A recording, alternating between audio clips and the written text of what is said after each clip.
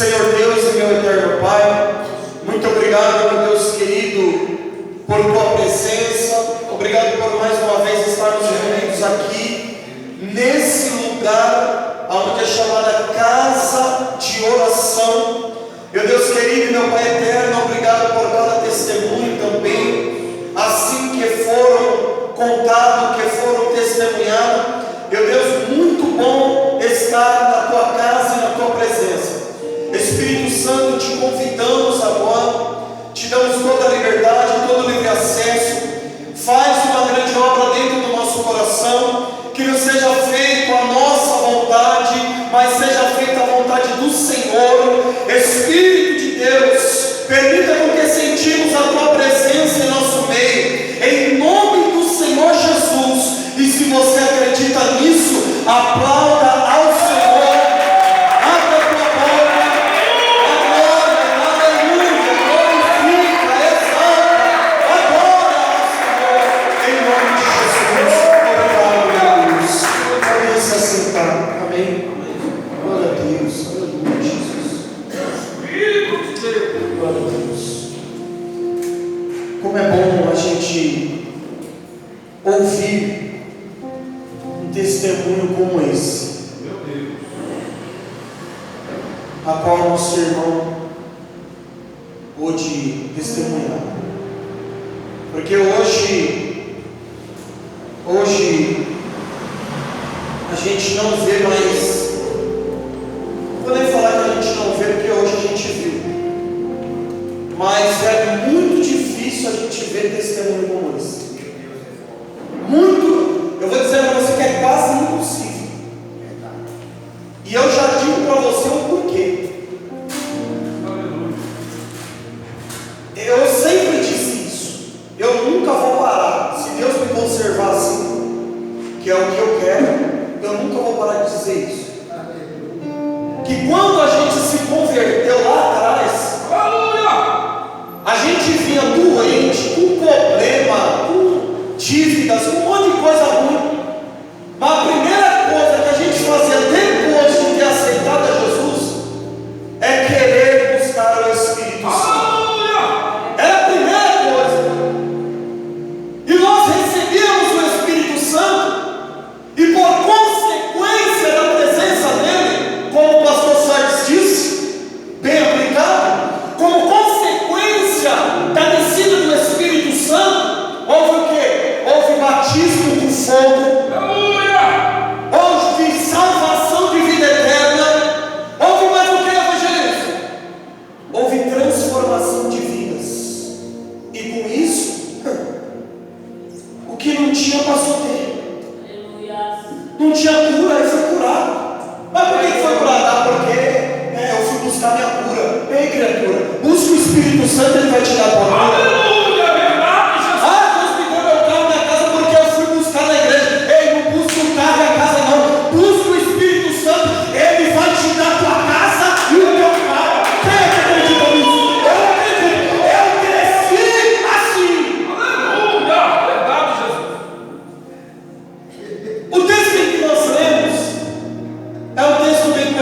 A qual fala a respeito de um homem que estava possesso por demônios.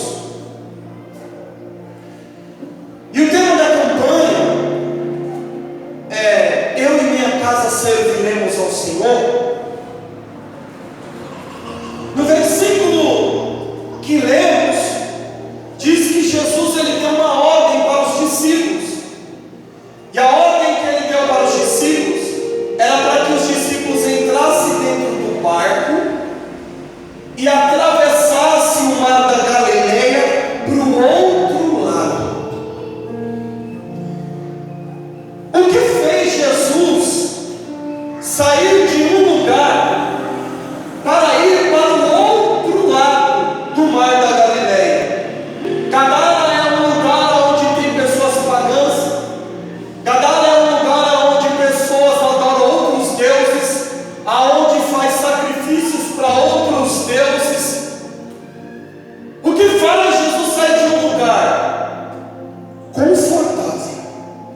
Vou repetir: um lugar confortável, um um lugar próspero, um lugar que nada dá errado e que tudo dá certo, para ir para o outro lado do mar da Galileia, que é Gadara.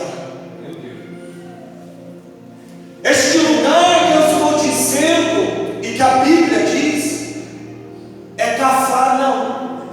Você pode repetir comigo? Cafarnaum. Cafarnaum foi onde se iniciou todo o ministério do nosso Senhor Jesus Cristo. A Bíblia diz que Jesus, logo após de ser batizado por João Batista, ali no Rio Jordão, logo ele sai e vai para o deserto, e ali ele foi para ser tentado por Satanás. Ele ficou por 40 dias lá. Passados-se os 40 dias, ele desce e vai para onde ele mora. Ele vai para Nazaré. Quando ele chega em Nazaré, claro que Jesus ele não foi pego de surpresa, mas também ele não poderia deixar de dar uma oportunidade para aquele povo. Ele vai para Nazaré, onde todo mundo conhece ele, onde ele conhece todo mundo. Ele entra dentro de uma sinagoga, e para quem não sabe o significado de sinagoga naquela época era igreja. Repita comigo: igreja. Então você está aqui na igreja, imagina que aqui é uma sinagoga.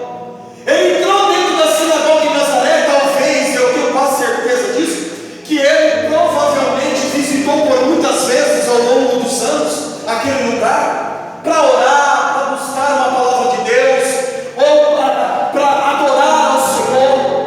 Então ele entra dentro ali daquela sinagoga em Nazaré, e foi dado a Jesus uma oportunidade. Então imagina comigo, Jesus ele sobe no altar, ele está dentro da sinagoga, ele pega o microfone e ele começa a pregar uma palavra que está no livro de Isaías, capítulo de número 61. O povo de Nazaré não aceitou a pregação dele, de tal modo que a Bíblia diz que o povo agarrou Jesus, expulsou ele da sinagoga e da cidade, levou ele a um alto monte para derrubar ele, para matar ele. E Jesus passou no meio da multidão que queria matar ele, e ninguém percebeu que ele passou. Quem é evangelista? É mistério de Deus. Quem é que acredita em mistério? Isso é mistério. Já que foi expulso, então não vou mais. Então Jesus agora ele vai para Cafarnaum, ali é onde começa todo o ministério dele. Quando Jesus ele chega em Cafarnaum, a primeira coisa que Jesus faz é discípulos. E você sabe por que a primeira coisa ele faz discípulos? Porque não dá para fazer a obra sozinho. Certa feita ele enviou 12, mas a outra foi 70. Está pensando que você vai fazer a obra de Deus sozinho? Pode tirar o cavalinho da chuva. Você precisa de mim, precisa do pastor. A igreja somos nós.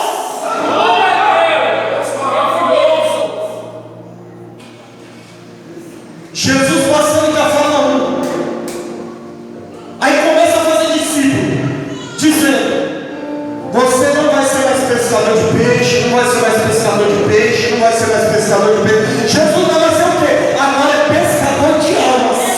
Aceita a chamada?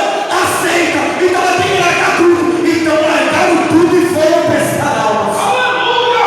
Glória a Deus! O primeiro lugar que Jesus foi, depois que ele fez discípulos, ele entrou dentro de uma sinagoga, mas agora em Cafarnaum. Aí entra ele na sinagoga com os 12. Está lá. Aí a Bíblia diz que ele teve uma oportunidade. Eita Jesus, meu Deus.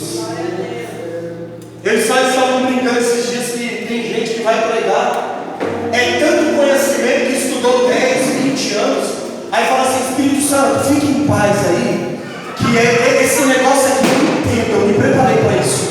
Aí o Espírito Santo, ele fica assim de ladinho, mas só que aí vai ter palavra, vai ter bastante conteúdo, mas não vai ter milagre, não vai ter poder de Deus. Conhecimento não traz poder de Deus. O que traz, evangelista? É a graça, a graça.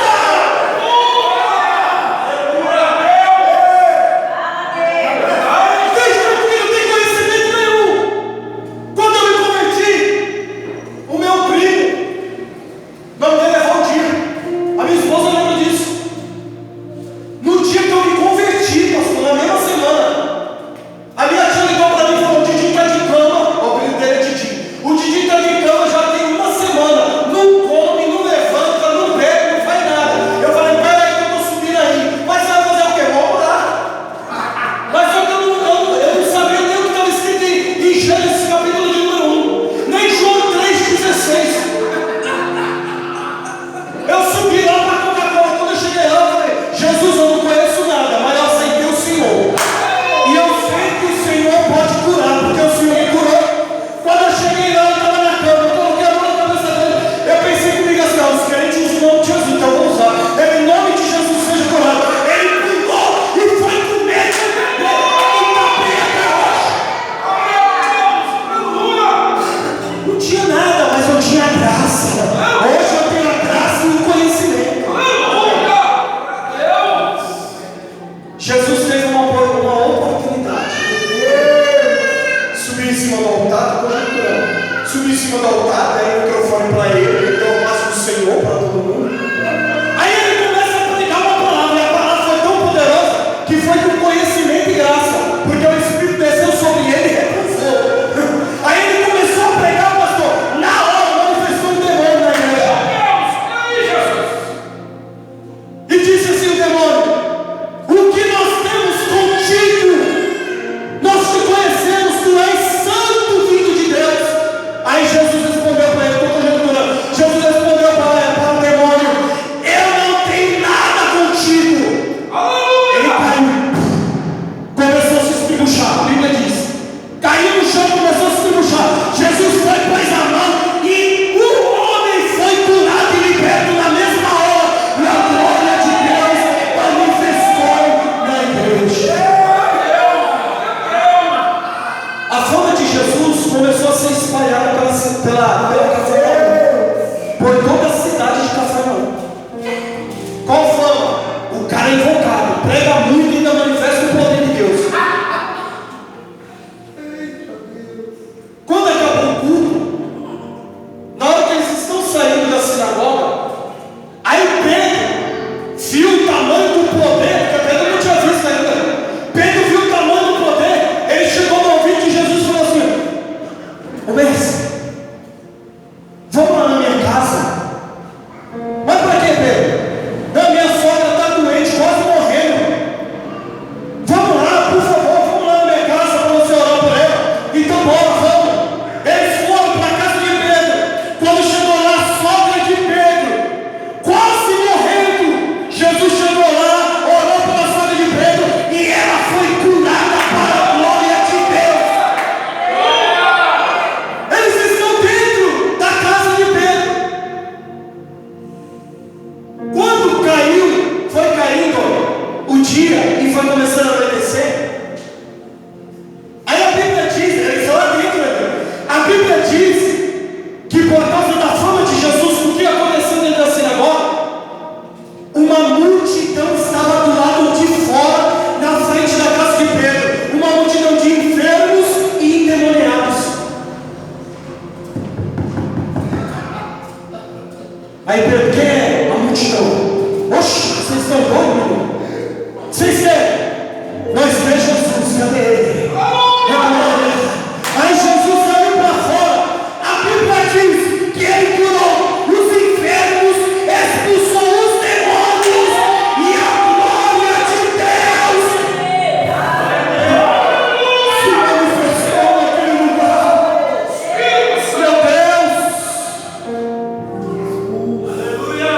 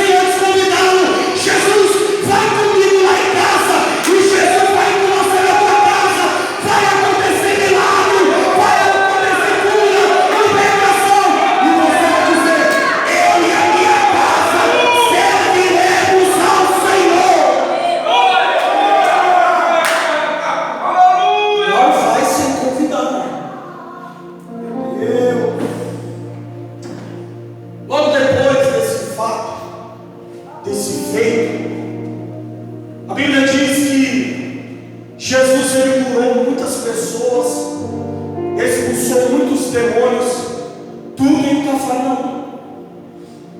Aí Jesus, ele fez uma cruzada evangelística fora de Cafarnaum. Saíram e ficaram dias fora de Cafarnaum, fazendo evangelismo pelas cidades. Depois de alguns dias, isso está registrado em Marcos capítulo de número 2, Jesus e os discípulos voltam para Cafarnaum, e eles estão cansados. Eles voltaram para descansar, depois de uma grande obra, depois de uma grande viagem, e eles entram dentro da casa de Pedro. E quem fica sabendo disso? O povo. Fala igual o pastor Douglas: menina, você está sabendo aí o quê? Jesus e os 12 chegou. Aleluia!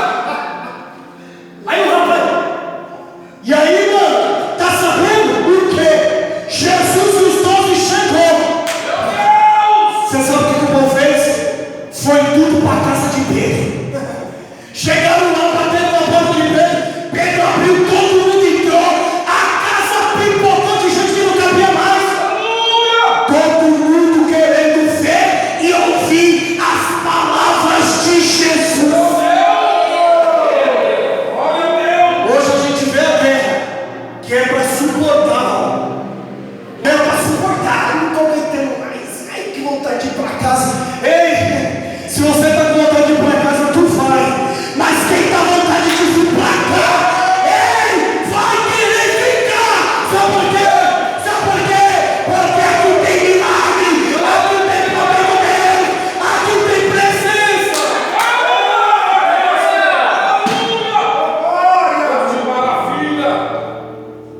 A casa está pipocando de gente, não cabe mais ninguém. Do lado de fora não deu tempo para entrar, porque talvez ficaram sabendo por último. 5 homens chegaram lá, batendo na porta. Jesus e os 12 chegou. Quando abriram a porta, lotado de gente. Não dá para entrar, não dá. Mas se apertar um pouquinho, não dá. Ah, mas não prenda, se apertar, não dá. Não, aqui não dá, não. Não conseguiram entrar dentro da casa de Pedro.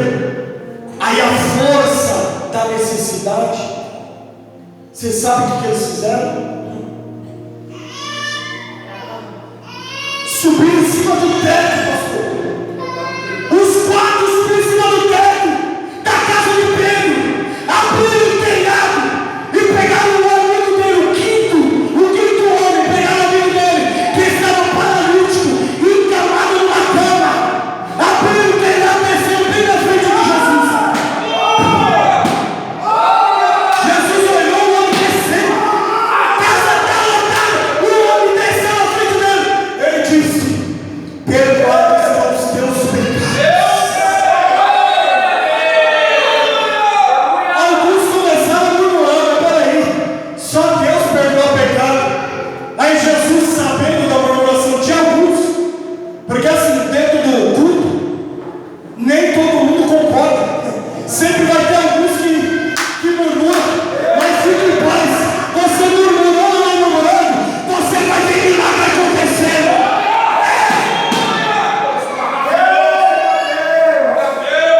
Jesus, sabendo da murmuração, ele disse: qual é mais fácil? Eu dizer: perdoados estão os teus pecados, ou levanta-te e anda? Oh, glória! Aí Jesus, ele disse: para vocês saberem que o Filho do Homem tem poder para perdoar pecados, homem, levanta-te e anda. O homem levantou, céu tirou, todo mundo glorificou. E Jesus disse: agora vai para a tua casa. Levanta a mão para profetizar. Hoje tu sai daqui alegre, feliz e glorificando de volta.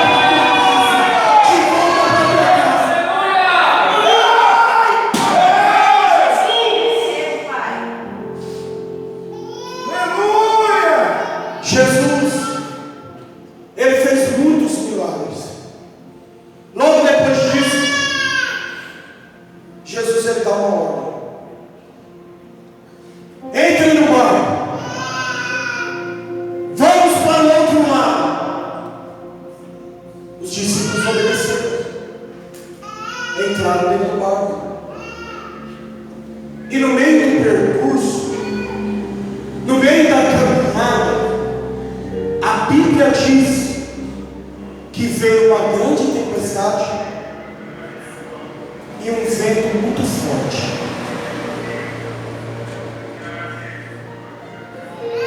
Você sabe quem enviou essa tempestade, esse vento muito forte? Você sabe quem enviou e por que enviou? O que fez Jesus sair de um lugar que estava dando tudo certo para ir para um lugar que agora está dando tudo errado?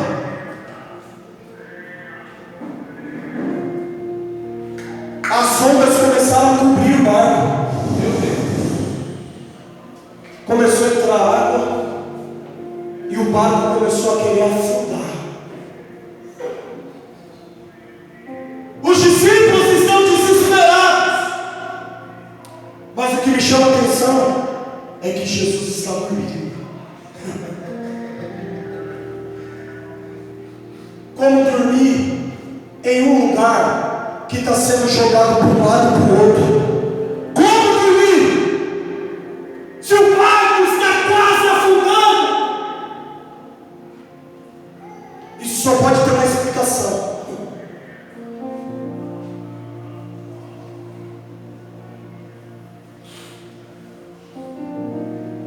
Isso só pode ter uma explicação. Quando a pessoa pensa que vai afundar e que vai morrer, fica desesperado. Mas quem sabe, quem tem certeza, que por mais que seja tempestade e vento forte, mas sabe e tem certeza que não afunda e não morre, oh glória, não fica desesperado, fica descansando. Mas como descansar, evangelista? Descansa, porque mais cedo ou mais tarde a tempestade vai passar, o vento forte vai acabar, e depois você vai ver o resultado. O resultado do que, evangelista? O resultado do milagre. Não pule do barco e nem volte para trás. Já entrou na água, siga em frente, porque o outro lado te espera.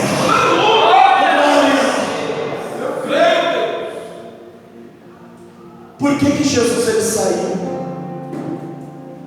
de um lugar que dá tudo certo para ir para um lugar que já está dando tudo errado? Olha para o teu irmão e fala para ele: por quê? De novo, por quê? Por causa de uma família. Vou repetir: por causa de uma família.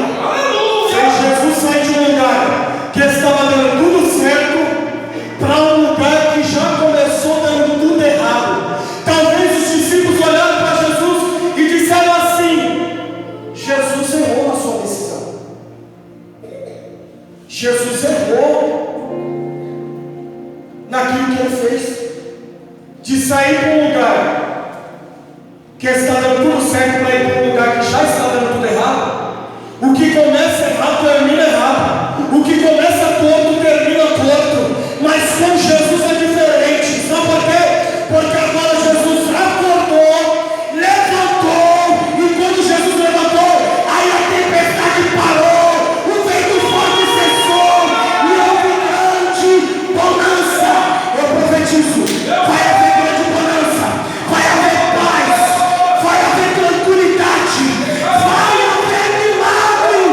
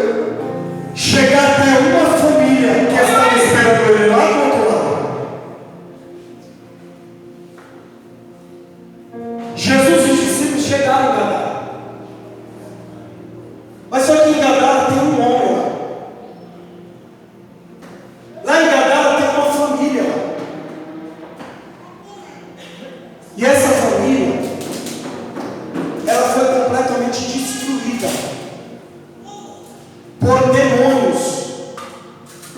O texto diz que era uma legião. Segundo alguns especialistas, diz que a legião é aproximadamente 6.000 demônios. Então 6.000 demônios destruíram uma família. De maneira que o homem que tinha a sua casa, que tinha a sua família, a Bíblia diz que ele abandonou foi tudo. Abandonou a casa, abandonou a família, e ele foi morar no cemitério. Eu já vi vários testemunhos de pessoas que moram ou morou no cemitério. Isso não é uma história de carochinha ou da turma da Mônica. Isso é uma realidade. Ele começou a morar no cemitério. O que faz de um homem sair do conforto da sua casa, da sua família, para ir morar sozinho no cemitério? Sabe o que faz isso? Ser possesso por 6.000 demônios. Agora esse homem não só está morando dentro de um cemitério, como ele vive agora uma vida completamente nu. Agora esse homem, ele anda de um lado para o outro, todos os dias e todas as noites, gritando, se esgoelando e se cortando, se machucando, se ferindo com pedras.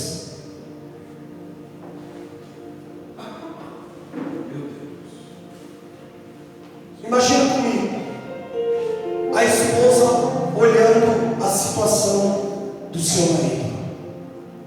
Imagina comigo os filhos olhando a situação do seu pai. Os pais olhando a situação do seu filho.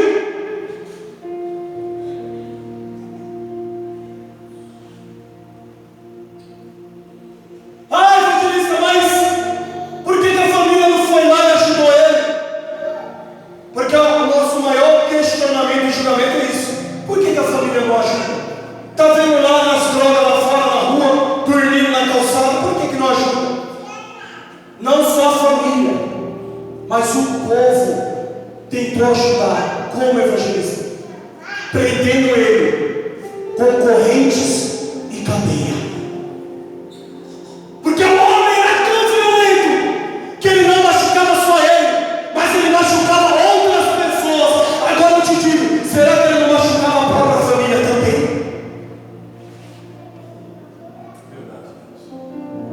Amarravam ele com cadeias e correntes, mas a Bíblia diz que aquele homem possesso, ele despedaçava as cadeias e fazia as correntes em migalhas. Quem é que segura um homem desse? Meu Deus! Quem é que consegue libertar um homem desse? Quem é que consegue amansar? Porque a Bíblia diz no livro de Mateus, capítulo de número 8, versículo de número 28, que ninguém conseguia amansá-lo. Mas eu vou dizer para você, tem um que consegue. Ei, você conhece esse? Eu conheço. O nome dele é Jesus. Deus maravilhoso! Eu quero trazer aqui nessa noite 4 sinais. Poderia trazer mais, mas vou trazer 4 sinais de ataques de demônios para destruir uma família. O primeiro sinal: a pessoa perde o desejo e a vontade de ficar na sua casa e de viver com a sua família. É o primeiro sinal de ataques de demônio para destruir uma família. Eu posso dizer isso, eu posso, porque a gente prega a palavra de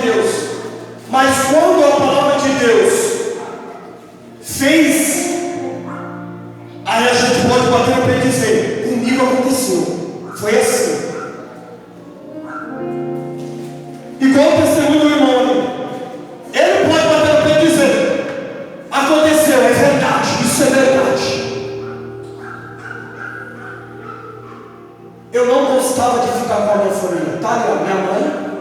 Qualquer coisa me desmente aí, tá tranquilo. Minha esposa. Aqui, ó, olhando aqui, só minha mãe e minha esposa que conhecem o meu passado. A irmã ali, a Vilma, conhece o meu passado, que eu bebia, usava